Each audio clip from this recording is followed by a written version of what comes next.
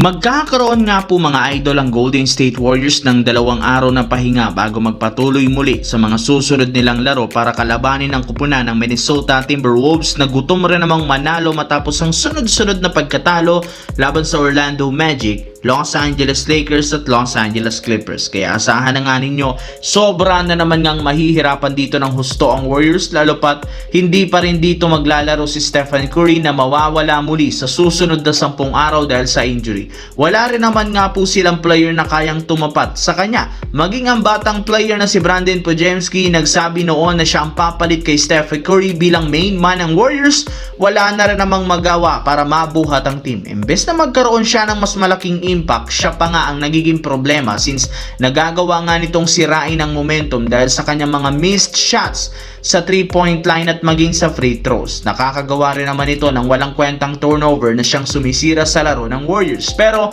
sa kabila niyan, binibigyan pa rin naman siya ng mas malaking minuto ni Coach Steve Kerr na siyang ikinagagalit ngayon ng kanilang mga fans. Samantala, dahil nga sa pagbabalik ng tunay na laro ni Austin Reeves sa nakalipas na laban ng Lakers, sunod-sunod na rin naman ang nagsilabasang balita patungkol sa kanilang batang player katulad ng kinumpirma ng isang insider na planong bigyan ni Rob Pelinka si Austin Reeves ng kontrata nagkakahalaga ng 5-year, $240 million o nagkakahalaga ito ng $48 million per year. Buo na rin naman ang isip ng Lakers bigyan siya ng malaking kontrata since inaasahan nilang magiging katandem ito sa future ni Luka Doncic. Ayon sa isang insider, maging si LeBron naniniwala deserve na makakuha ni Austin Reeves ng malaking kontrata. Sa laki ng kanyang improvement sa pinapakita bawat taon, sa laki ng kanyang impact sa scoring at opensa, oras na rin naman para makakuha ng big deal. Para nga sa inyong kaalaman, meron na laman nga pong player option si Reeves next season at balak rin naman nga niyang hindi ito kunin. Kaya inaasahan na magkakasundo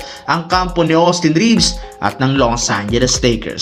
Sa kabilang banda, alam naman nga ninyo na isa ang Toronto Raptors sa mga nagkaroon ng mainit na simula sa regular season. Gamit ang kanilang mas pinalakas na lineup, nakaangat sila sa pangalawang pwesto sa East. Iyan ang pinakamataas na pwesto na kanilang nakuha. Nagkaroon rin naman sila dito ng mga impressive wins laban sa mga lehitimong contender kagaya ng OKC Thunder. Pero simula sa pagiging pangalawa ng Toronto, bumagsak na nga ito sa pangpito na merong record na 36-29. Well, sa loob lamang ng 3 linggo, naging isa nga silang play-in tournament team matapos magkaroon ng losing streak. Sa katunayan, meron nga sila ngayong 2-game lose streak at 2 beses pa lamang silang nananalo sa huling 8 laro. Sobrang nanghina ang Raptors dahil sa pagtatamo ng injury. Kaya inaasahan na mismo ang rason bakit simula sa pagiging playoff contender, naging play-in tournament team na lamang nga sila ngayon at kailangan pang makipagsapalaran at delikado ang kalagayan bago pumasok sa postseason.